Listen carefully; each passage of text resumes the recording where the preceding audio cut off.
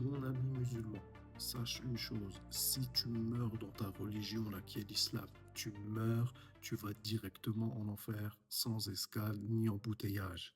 Tu auras beau me dire, mais j'ai fait mes 5 prières, j'ai jeûné pendant le mois de Ramadan, je suis parti faire le Hajj à la Mecque, j'ai pas mangé de cochon, j'ai jamais bu d'alcool, j'ai fait tout ce que l'islam m'a ordonné. Oui, ben justement, c'est ça le problème. Tu meurs là avec ce que l'islam t'a ordonné, tu vas directement en enfer. Et d'ailleurs, en parlant d'alcool, il est très étonnant que toi, musulman, tu dis que l'alcool t'est interdit, alors que ton propre Coran t'autorise à boire de l'alcool. Prends Surat 4, Surat An-Nisa, au verset 43. Qu'est-ce qu'il est dit là-bas? يا أيها الذين آمنوا لا تقربوا الصلاة وأنتم سكارى حتى تعلموا ما تقولون. Ô les croyants, n'approchez pas de la prière alors que vous êtes ivres, jusqu'à ce que vous compreniez ce que vous dites. Regarde, ton propre Coran t'interdit de faire la prière alors que tu es ivre. Il ne t'interdit pas d'être ivre. Il t'interdit juste de prier en étant sous, parce que tu vas dire n'importe quoi, tu ne sauras pas ce que tu dis. Et allons même plus loin. Est-ce que tu savais que ton Coran t'ordonne, écoute bien, il t'ordonne de boire de l'alcool, même dans la mosquée. Ton Coran t'ordonne d'aller à la mosquée et là-bas, tu vas boire de l'alcool. Surat 7 au verset 31. Qu'est-ce qu'il est dit là-bas? Ya bani Adam, khudhu zinatakum inda kulli masjid, wa kulu wa sharabu wa la tusrifu. Ça veut dire, ô enfants d'Adam, ô être humain, portez votre parure, vos habits dans chaque lieu de prière, dans chaque masjid, dans chaque mosquée et mangez et buvez, et ne commettez pas d'excès. Regarde, ton Coran t'ordonne de manger et de boire là dans la mosquée, mais tu ne dois pas faire d'excès. Entre toi et moi, de quel excès il est fait mention ici? Est-ce que tu connais déjà quelqu'un qui a fait un excès d'eau? Ah, il a trop bu d'eau, c'est grave, hein, il va aller en enfer parce qu'il a trop bu d'eau, celui-là. Tu vois bien que ton Coran parle d'alcool, va manger et saoule-toi là, va boire dans la mosquée, mais juste pas trop. Tu fais juste pas trop d'excès.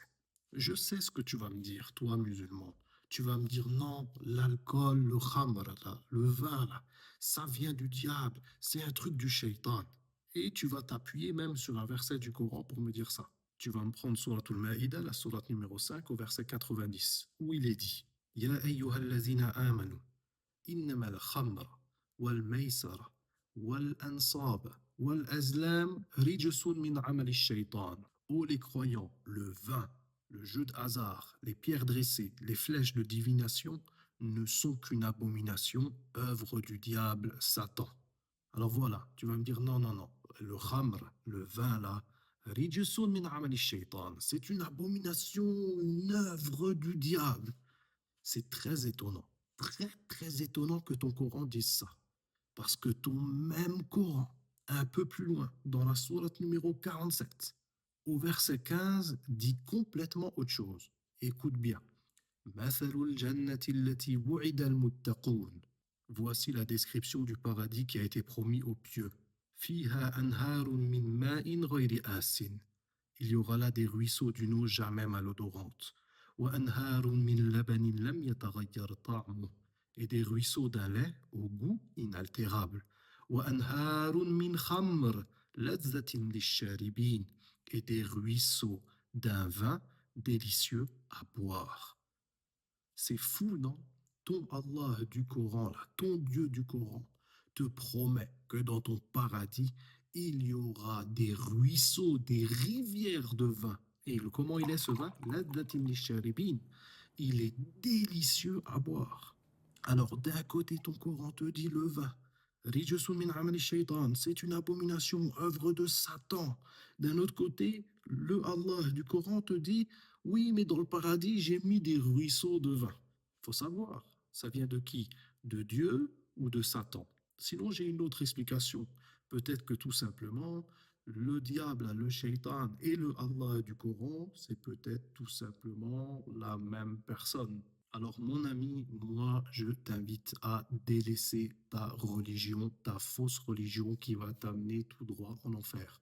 Moi, je t'invite à croire en Jésus-Christ. Jésus-Christ, qui est le seul et unique Dieu véritable, ce Dieu qui est esprit, qui s'est fait chair, qui a pris un corps d'homme, qui est venu sur terre et qui s'est sacrifié à la croix pour le pardon du péché de ses enfants. Voici l'évangile, la bonne nouvelle que je t'annonce. Jésus-Christ est mort pour le pardon de nos péchés, a été enseveli pour le pardon de nos péchés et est ressuscité pour le pardon de nos péchés. L'être humain, de par sa nature, du fait que c'est un descendant de Adam, forcément Adam étant pécheur, ayant péché dans le jardin d'Éden, alors nous sommes tous pécheurs, privés de la gloire de Dieu. Ceci, c'est la mauvaise nouvelle. Mais la bonne nouvelle, c'est que Dieu lui-même s'est fait chair et est venu sur terre et s'est sacrifié à la croix pour le pardon de nos péchés. Toi qui ne pouvais pas être juste par toi-même, par tes propres œuvres, parce que tu es né pécheur dans un corps de péché. Alors Dieu a réglé ce problème en se faisant chair et en allant mourir à la croix pour le pardon de nos péchés. Crois en cela. Prends ton baptême au nom de Jésus-Christ pour le pardon de tes péchés. Ensuite, tu recevras l'Esprit de Dieu, le Saint-Esprit, et tu seras sauvé une fois pour toutes à tout jamais. Je vais te laisser ici une liste de contacts. N'hésite pas à nous contacter. Peu importe le pays dans lequel où tu te trouves, tu pourras poser tes questions, comprendre davantage et si tu es convaincu, prendre ton baptême au nom de Jésus-Christ. Et alors tu recevras l'Esprit de Dieu et tu seras sauvé une fois pour toutes à tout jamais. Si tu refuses cette prédication, mon ami musulman, malgré cela, je te souhaite tout le bien qu'il t'est possible d'avoir. Et puis moi, je m'en vais boire un coup à ta santé, mon ami musulman, à la tienne et à très bientôt.